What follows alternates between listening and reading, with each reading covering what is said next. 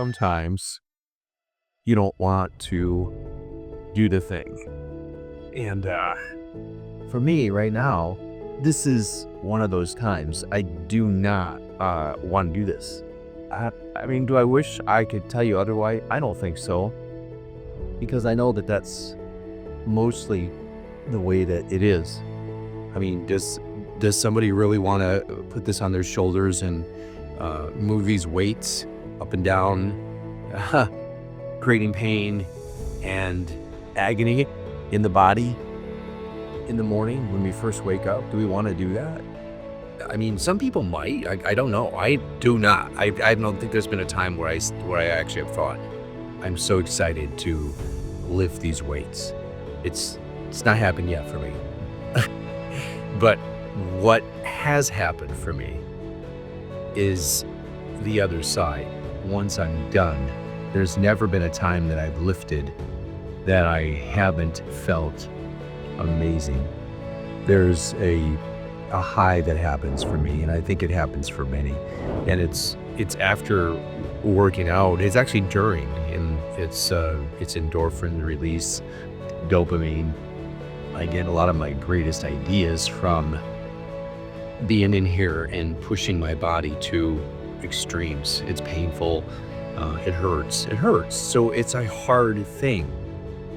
And it almost, to me, it seems like one of the best analogies for many things, which is this concept of doing hard things. And the reason is because our self-image is the center of all of it, of our self-esteem, of our self-worth, and our self-efficacy, which is basically, I believe that I will figure things out and do things and get it done. That's the sort of person I am.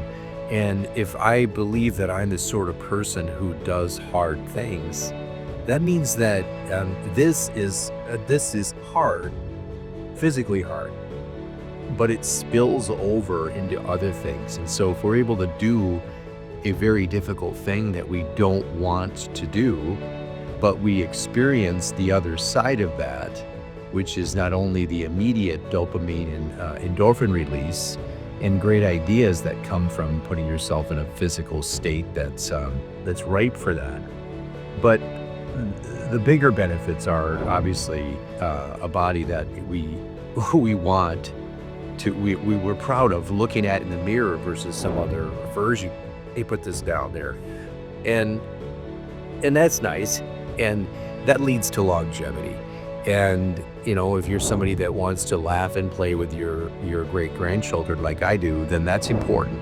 Being extremely mobile and energized is important for what I do for work, for transformational coaching for entrepreneurs. But the other thing is that it spills over into other areas. So when I do this, then I've done something extremely hard. So the things that come up during the day, and there always will be things, they may have been in the past a molehill, but I may have fashioned it as a mountain, and that's what most people do, because I haven't done anything hard that day or that week or that month, and everything's big and massive and difficult. But when I can do this, when I can do that and knock my phone off of the stand, and there's other things that fit here, right? This isn't just the only thing, but you know, I train for a marathon as well. That's super hard. Kevin Yoder coming out of Grand Rapids. And there's other things that you can think of that you can do hard things. And underneath it all, though, this is the important thing to understand, is that the self-image is at play. It's the best. I try to think of analogies to bring this home for people, and especially those that I coach, and those, if you're watching this video, I want you to understand this. If that's at the center, it's the core, and it really determines the outcome of, I'll say, everything in our lives. And that means that it determines how we take action, how we show up. It even determines the way that we show up in terms of, do I speak up for myself? Am I timid, or am I more vocal? And the manner in which I might even make a phone call to a sales prospect. Like, all of these things, our relationships, the cars we drive, the homes we live in, is all fashioned on that self-image. And if we don't get that, if we don't align our image with the aspirational identity of who I aspire to be, if that falls short, then our self-esteem is lacking. And so it's all working around this, what I call the infinite core, which the core being the self-image and the esteem and our identity and our worth and our efficacy, how much I believe I can get stuff done, is all based on that center core, the self-image. It's so important. You believe that you're somebody who does hard things.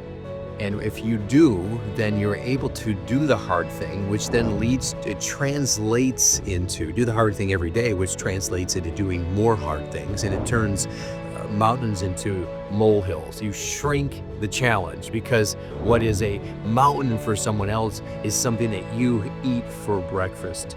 And if you think about it that way, realize that the problems that we make super big are not as big as you think they really are when you get this concept down. So if you want to learn more about the self-image, there's a link below to the program Infinite You, which is launching January 28th. There's a coming soon. To get on the list, to understand what's at play here, and that's what that program is all about. Go out there and do hard things.